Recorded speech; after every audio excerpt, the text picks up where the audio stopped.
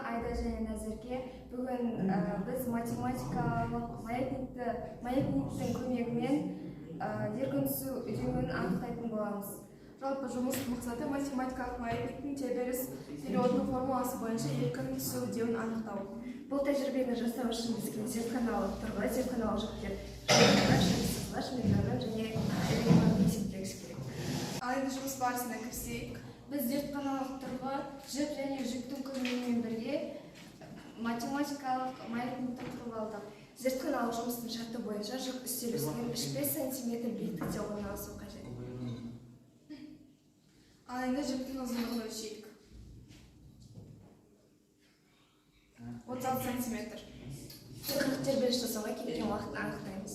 Және біз жүкті тепе-теңдік күйінен 5-8 см орнынан солға қарай ауқытып тепе-теңдік күйіне жазамыз.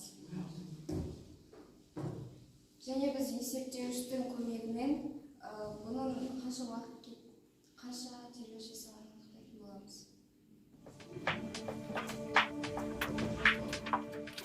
Бізде 40 тербеліс болды. Сонымен бізде 40 тербеліс жасауға 50 секунд уақыт кетті. Енді осы алған нәтижелерімізді пайдаланып, зертханалық дәптерімізде берілген формулаларға салып, еркін түсу үдеуін анықтайтын боламыз.